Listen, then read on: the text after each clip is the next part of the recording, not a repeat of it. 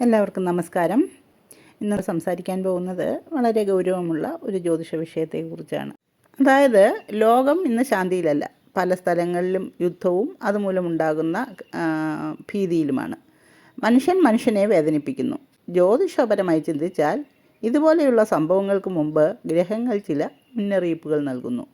അതിൻ്റെ ഒരു സൂചനയാണ് രാശിചക്രത്തിൽ കാണുന്ന ഇപ്പോഴത്തെ ഗ്രഹസ്ഥിതി. ഇപ്പോൾ രാശിചക്രത്തിൽ കാണുന്ന അസന്തുലിതാവസ്ഥ ഇത് സൂചിപ്പിക്കുന്നു. ഗ്രഹങ്ങളുടെ അസന്തുലിതമായ ഊർജവും ഇതിനൊരു കാരണമാണ് എന്നാണ് ജ്യോതിഷത്തിൻ്റെ വാദം. പ്രകൃതി നമുക്ക് നൽകുന്ന മുന്നറിയിപ്പാണിത്. യുദ്ധവും കലാപവും പെട്ടെന്നുണ്ടാകുന്നതല്ല, മനുഷ്യൻ്റെ മനസ്സിലെ അസ്ഥിരതയാണ് ആദ്യമുണ്ടാകുന്നത്. അതിന് പിന്നിൽ ഗ്രഹങ്ങളുടെ അസന്തുലിത ഊർജം ഒരു കാരണമാകാമെന്നാണ് ജ്യോതിഷത്തിൻ്റെ വാദം. അതായത് മാർച്ച് മാസത്തിലെ ഒരു ഗ്രഹവിശേഷം ഇങ്ങനെയൊരു യുദ്ധം സംജാതമാകാൻ ഏത് രീതിയിലാണ് ഉടലെടുത്തതെന്ന് നോക്കാം. അപ്പോൾ ഈ ഒരു വീഡിയോയിലൂടെ ഈ ഒരു ഗ്രഹസ്ഥിതിയെ നിങ്ങൾക്ക് പരിചയപ്പെടുത്തുകയും അതുപോലെ തന്നെ ഇത് ഓരോ രാശിജാതർക്കും എങ്ങനെയാണ് അനുഭവിക്കേണ്ടതെന്നും ഈ ഒരു മുന്നറിയിപ്പ് കിട്ടുന്നത് കൊണ്ട് തന്നെ അതെങ്ങനെ അതിജീവിക്കാനുള്ള ഈശ്വരപരമായ പ്രാർത്ഥനകളുമൊക്കെയാണ് ഈ വീഡിയോയിൽ ഉൾപ്പെടുത്തുന്നത്. രാശിചക്രത്തിൽ നോക്കുമ്പോൾ ഗ്രഹങ്ങളെല്ലാം ഒരു വശത്ത് മാത്രം നിൽക്കുമ്പോൾ എന്ത് സംഭവിക്കും എന്നുള്ളതാണ് നമ്മൾ മനസ്സിലാക്കേണ്ടത്. സാധാരണയായിട്ട് രാശിചക്രത്തിൽ 12 രാശികളിലായിട്ട് ഗ്രഹങ്ങൾ ബാലൻസ് ചെയ്ത് നിൽക്കണം എന്നുള്ളതാണ് ഒരു നല്ലൊരു അന്തരീക്ഷത്തിന്, ഒരു നല്ലൊരു കാലാവസ്ഥയ്ക്കുമൊക്കെ അനുകൂലമാകുന്നത്. അത് പ്രകൃതിയുടെ ഒരു ബാലൻസാണ്. എന്നാൽ ചില പ്രത്യേക കാലഘട്ടങ്ങളിൽ ഗ്രഹങ്ങളൊക്കെ ഒരുമിച്ച് ഈ ഒരേ വശത്തോ ഒക്കെ കൂട്ടമായിട്ട് വന്നാൽ അത് അസന്തുലിതമായ ഒരു ഗ്രഹക്രമമായി ജ്യോതിഷത്തിൽ കണക്കാക്കണം. ഇത് അപൂർവമായ അവസ്ഥയാണ്. പ്രകൃതിയിൽ എല്ലായിടത്തും ഇങ്ങനെ ഒരു ബാലൻസ് ആവശ്യമാണ്. പകലും രാത്രിയും ഏകദേശം 12 മണിക്കൂർ പകലും 12 മണിക്കൂർ രാത്രിയും, അതുപോലെ തന്നെ കടലും കരയും ഏകദേശം സമതുലിതമായിട്ടാണ് കാണുന്നത്. അതുപോലെ ചൂടും തണുപ്പും ഏകദേശം സമതുലിതമായിട്ട് പോയാൽ മാത്രമേ ജീവിതം സുഖമായിട്ട് പോവുകയുള്ളൂ. അതുപോലെ തന്നെയാണ് ഈ ഗ്രഹങ്ങൾ ഒരു വശത്ത് മാത്രം ചേരുമ്പോഴാണ് ഈ പ്രവർത്തനം അസന്തുലിതമാകുന്നതും ഭൂമിയിൽ മാനസിക സംഘർഷങ്ങളൊക്കെ കൂടുന്നതും മനുഷ്യരുടെ ചിന്താഗതിയിൽ തന്നെ മാറ്റം വരുന്നതും. ഇതിൽ അങ്ങനെ ഗ്രഹക്രമങ്ങൾ വന്നാൽ സാധാരണയായിട്ട് കണ്ടുവരുന്ന ചില കാര്യങ്ങൾ: രാജ്യങ്ങൾ തമ്മിലുള്ള സംഘർഷം, യുദ്ധസാധ്യത, ആഭ്യന്തര കലാപങ്ങൾ, സാമ്പത്തിക തകർച്ച, തൊഴിലില്ലായ്മ, വിലക്കയറ്റം, ജനങ്ങളുടെ ഭയം ഒക്കെ വർദ്ധിക്കും എന്നുള്ളതാണ്. കാരണം ഒരു മനുഷ്യൻ്റെ മനസ്സ് തന്നെ അസ്ഥിരമായാൽ സമൂഹവും അസ്ഥിരമാകുമെന്നറിയണം. അപ്പോൾ ഈ ഗ്രഹങ്ങളുടെയൊക്കെ ഈ ഒരു സ്വാധീനം വലിയ യുദ്ധങ്ങൾക്ക്, മഹാമാരികൾ, ഭരണകൂട മാറ്റങ്ങൾ, പ്രകൃതി ദുരന്തങ്ങൾ, ഇങ്ങനെയൊക്കെ ഗ്രഹങ്ങൾ ഒരു വശത്ത് മാത്രമായിട്ടൊരു ബാലൻസ് ഇല്ലാത്തൊരവസ്ഥയിൽ വരുമ്പോൾ ഉണ്ടാവാറുണ്ട്. ഇത്തരം കാര്യങ്ങളെ ജാഗ്രതയോട് കടന്നു പോകേണ്ട സമയം എന്ന് ഓർമ്മിപ്പിക്കുകയും. അപ്പം ഒരു കാര്യം പ്രത്യേകം അറിയണം: ജ്യോതിഷം ഒരിക്കലും വിധി എഴുതുകയല്ല, ജ്യോതിഷം ഒരു മുന്നറിയിപ്പ് നൽകുകയാണ് എന്നാണ് മനസ്സിലാക്കേണ്ടത്. അതായത് മഴ പെയ്യുമ്പോൾ നാം കുട പിടിക്കുമല്ലോ, കുട പിടിച്ചാൽ നനയില്ല എന്ന് നമുക്കറിയാം. അതുപോലെ തന്നെയാണ് ഗ്രഹദോഷമുണ്ടെന്നറിഞ്ഞാൽ നമുക്കതിനെ നേരിടാൻ തയ്യാറാകണം. അതുകൊണ്ട് ഭയപ്പെടേണ്ട, ബോധവാന്മാരാകണമെന്നാണ് മനസ്സിലാക്കേണ്ടത്. ഇത്തരമുള്ള സന്ദർഭങ്ങളിലാണ് പരിഹാരങ്ങളും ആത്മീയ മാർഗങ്ങളുമൊക്കെ അറിയേണ്ടത്. അപ്പോൾ ദിവസേന കുറച്ച് സമയം ദൈവസ്മരണയ്ക്കായിട്ട് മാറ്റിവെക്കുക. ഓം നമ ശിവായ, നാരായണായ നമ തുടങ്ങിയ മന്ത്രങ്ങളും ദേവീ മന്ത്രങ്ങളുമൊക്കെ മനസ്സിന് നല്ല ശക്തി നൽകും എന്നറിയണം.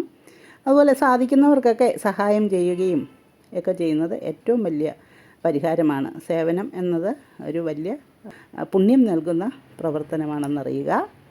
അതുപോലെ തന്നെ സ്വാത്വിക ജീവിതത്തിനായിരിക്കണം മുൻതൂക്കം. മദ്യം, ലഹരി, ദ്വേഷം, അഹങ്കാരം ഇവയൊക്കെ ഒഴിവാക്കുകയും വേണം. ഇതാണ് യഥാർത്ഥ സംരക്ഷണം എന്നറിയണം. ഗ്രഹങ്ങൾ നമ്മെ പരീക്ഷിക്കും, പക്ഷെ നമ്മെ നശിപ്പിക്കുകയല്ല അവർ ചെയ്യുന്നത്. നമ്മളെ ബോധവാന്മാരാക്കുവാനാണ് അവർ ശ്രമിക്കുന്നത്. ധൈര്യവും വിശ്വാസവും ധർമ്മവും നല്ല മനസ്സുമുണ്ടെങ്കിൽ ഒരു കാലവും നമ്മെ തോൽപ്പിക്കുവാൻ സാധിക്കുകയില്ല എന്നറിയണം. ഇനി ഓരോ രാശിജാതർക്കും ഈ ഒരു മാർച്ച് മാസം എങ്ങനെയാണ് ഗ്രഹങ്ങളുടെ സ്വാധീനമുണ്ടാകുന്നതെന്ന് നോക്കാം. അതായത് മേടക്കൂറിൽപ്പെട്ട അശ്വതി, ഭരണി, കാർത്തിക ആദ്യപാദം നക്ഷത്ര ജാതർക്ക് 7ാം ശനിയാണ് നടക്കുന്നത്. അതിൻ്റേതായ ഒരു ബുദ്ധിമുട്ടുകളൊക്കെ ഉണ്ടാകും. അതുകൂടാതെ വ്യാഴം ഇവർക്ക് മറഞ്ഞ സ്ഥിതിയുമാണ്. എന്നിരുന്നാലും മറ്റ് ഗ്രഹങ്ങളെല്ലാം ഇവർക്ക് ലാഭസ്ഥാനത്ത് നിൽക്കുന്നു. അതുകൊണ്ട് ഇവർക്ക് ഈ ഒരു മാർച്ച് മാസത്തെ ഗ്രഹവിശേഷം പ്രത്യേകിച്ച് അവർക്ക് വലിയ ദോഷമൊന്നും വരുത്തുന്നില്ലെന്ന് തന്നെയാണ് അറിയേണ്ടത്.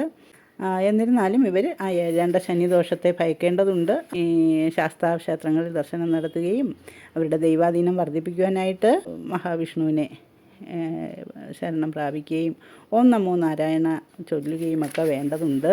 അതുപോലെ മതപരമായ വിഷയങ്ങൾ ആഴത്തിൽ പഠിക്കുവാനും ഇവർക്ക് ഈ ഒരു മാസം അനുകൂലമാണ്. സാമ്പത്തിക സാമൂഹിക വിജയമൊക്കെ തന്നെ പറയണം. ലാഭസ്ഥാനത്താണല്ലോ ഗ്രഹങ്ങളുടെ സ്ഥിതി. ശത്രുക്കളുടെ മേൽ വിജയം കൈവരും. ലൗകിക വിഷയങ്ങളിൽ അഭിവൃദ്ധിയുണ്ടാകും. മാറ്റങ്ങളോട് താല്പര്യമുണ്ടാവും. ഉത്കർഷേച്ഛ പ്രകടിപ്പിക്കും. എന്നാൽ ആരിലും അമിത വിശ്വാസമൊന്നും അർപ്പിക്കാതിരിക്കുക. ഇവർക്ക് ഒരു പ്രണയബന്ധങ്ങളൊക്കെ ഉടലെടുക്കാനുള്ളൊരു സാധ്യതയാണ് ഇവർക്ക് ശുക്രൻ്റെ സ്ഥിതി കാട്ടിത്തരുന്നത്.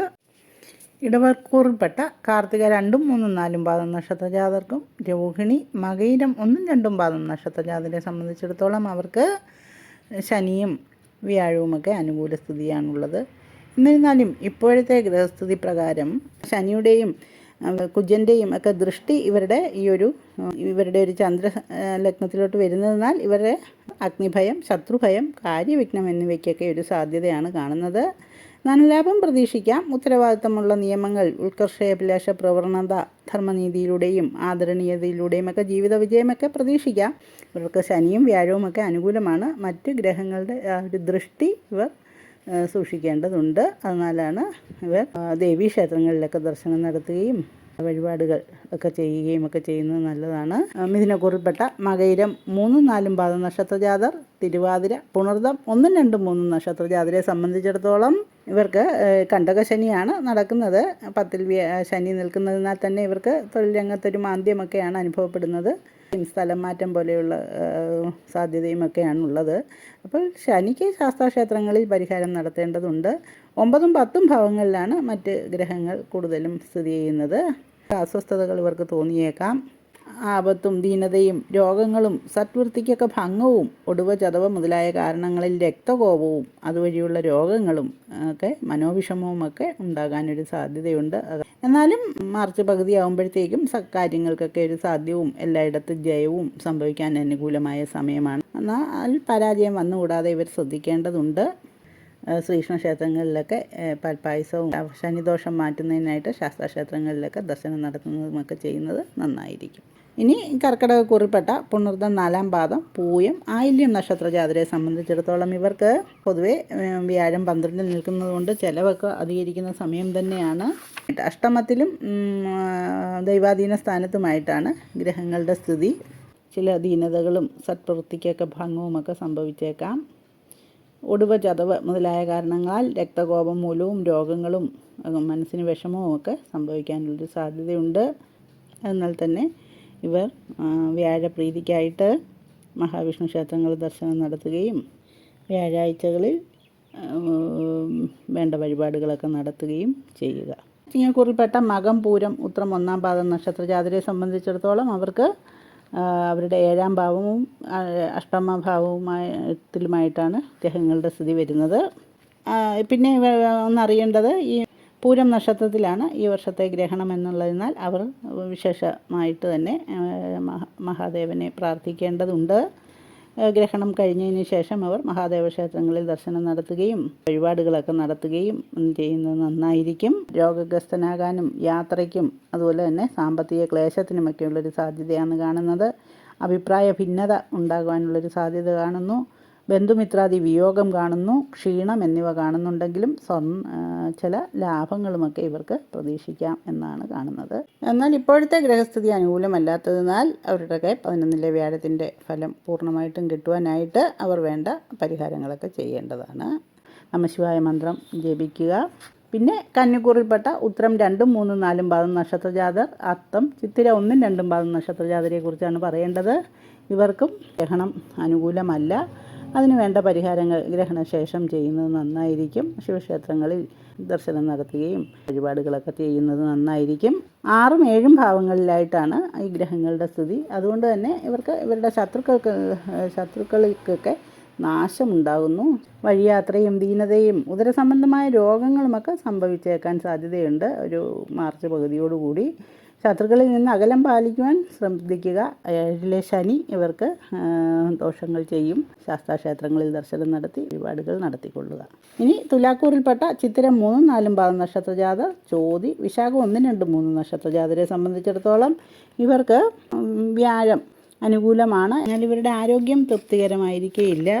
ശത്രുഭയവും ഉത്കണ്ഠയും സുഹൃത്തുക്കളുമായുള്ള വാക്ക് തർക്കങ്ങളും മനസ്സമാധാനമില്ലായ്മയും കുടുംബകലഹവുമൊക്കെ അനുഭവപ്പെട്ടേക്കാം.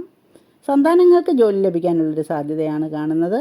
മാർച്ച് പകുതിയോടുകൂടി കാര്യവിജയവും ധനലാഭവും അനുഭവപ്പെടുമെങ്കിലും ആരോഗ്യം ശ്രദ്ധിക്കേണ്ടതുണ്ട്.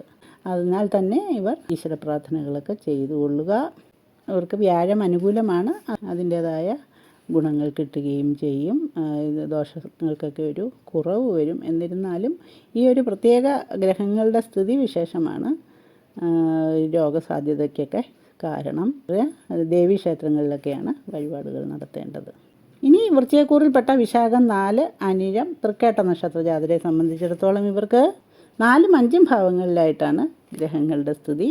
ഇവർക്ക് ജോലിയിൽ ശോഭിക്കാനുള്ളൊരു സാധ്യത കാണുന്നു. എന്നാൽ ഇവർക്ക് വ്യാഴം മറഞ്ഞ സ്ഥിതിയിലാണല്ലോ ഉള്ളത്. ചില കഷ്ടതകളൊക്കെ ഉണ്ടാക്കിയേക്കാം. സമാധാനപരമായ ചുറ്റുപാടുകൾക്കും ഗൃഹ അന്തരീക്ഷത്തിനുമൊക്കെ ഈ ഒരു ശുഭഗ്രഹങ്ങളുടെ നല്ല സ്ഥിതി അനുകൂലമാണ്. എന്നാലും മാർച്ച് പകുതിയോടുകൂടി ഇവർക്കൊരു സ്ഥിരോത്സാഹവും ഊഹക്കച്ചവടത്തിലൊക്കെ താല്പര്യവും വിജയവും സംരംഭങ്ങളിലും പ്രണയബന്ധങ്ങളിലുമൊക്കെ ഒരു വിജയം ഒക്കെ ഗുണഫലങ്ങളൊക്കെ കാണുന്നു. ഈ വ്യാഴത്തിൻ്റെ അഷ്ടമത്തിലെ സ്ഥിതി പ്രതികൂലമായ ചുറ്റുപാടുകൾക്കും പ്രക്ഷുബ്ധമായ ഒരു കുടുംബജീവിതത്തിനും ഗാർഹിക അസ്വസ്ഥതകൾക്കുമൊക്കെ തന്നെയാണ് സാധ്യത കാണുന്നത്. എന്നാൽ തന്നെ വ്യാഴത്തെ പ്രീതിപ്പെടുത്തേണ്ടതുണ്ട്. ഇവർ മഹാവിഷ്ണു ക്ഷേത്രങ്ങളിൽ വ്യാഴാഴ്ചകളിൽ ദർശനം നടത്തുകയും വേണ്ട വഴിപാടുകൾ നടത്തുകയും ചെയ്യേണ്ടതുണ്ട്. ഈ ധനുക്കൂറിൽപ്പെട്ട മൂലം, പൂരാടം, ഉത്രാടം 1-ാം പാദം നക്ഷത്രജാതരെ സംബന്ധിച്ചിടത്തോളം ഇവർക്ക് 3-ലും 4-ലുമായിട്ടാണ് ഈ ഒരു മാർച്ച് മാസത്തിലെ ഗ്രഹങ്ങളുടെ സ്ഥിതി കൂടുതലും ഉള്ളത്. പ്രധാന കാര്യങ്ങൾക്കായിട്ട് ധാരാളം യാത്ര ചെയ്യേണ്ടതായി വരുന്നതായിട്ടാണ് കാണുന്നത്. സംരംഭകത്വവും പൈതൃകം ഇവയിലൂടെയൊക്കെ വിജയം വരാൻ സാധ്യതയുണ്ട്.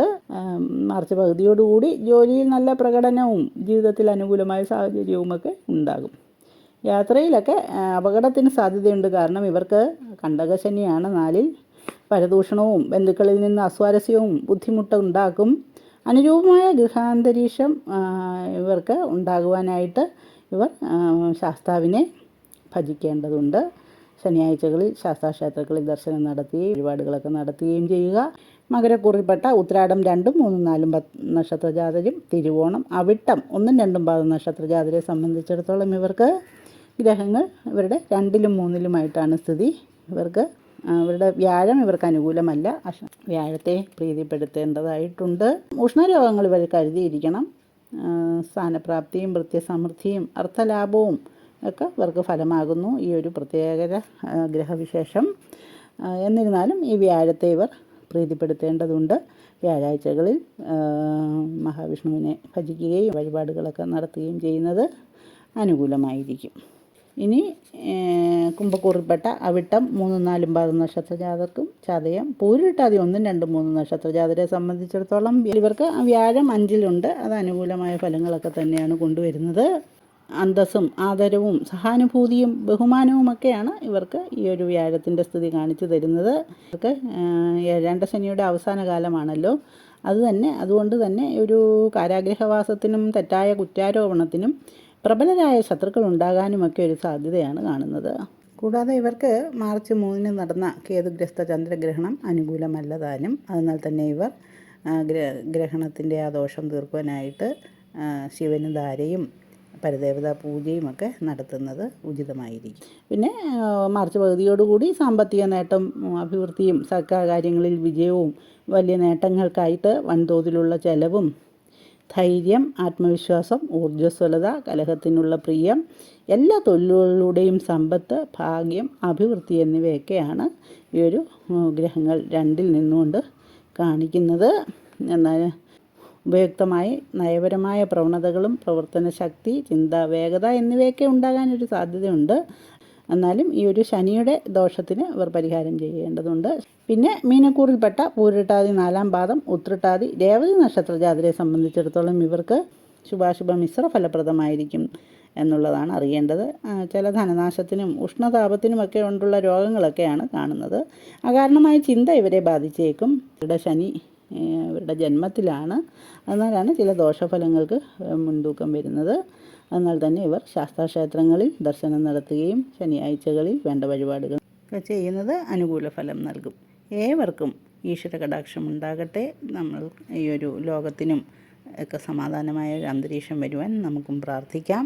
വീഡിയോ ഏവർക്കും ഉപകാരപ്പെടുമെന്ന് വിശ്വസിക്കുന്നു. ഉപകാരപ്പെടുകയാണെങ്കിൽ ലൈക്ക് ചെയ്യുകയും ഷെയർ ചെയ്യുകയും സബ്സ്ക്രൈബ് ചെയ്യുകയും ചെയ്യണേ. ജ്യോതിഷ സംബന്ധമായ നിങ്ങളുടെ സംശയങ്ങൾക്ക് എൻ്റെ വാട്സാപ്പിൽ ബന്ധപ്പെടാവുന്നതാണ്. നന്ദി, നമസ്കാരം.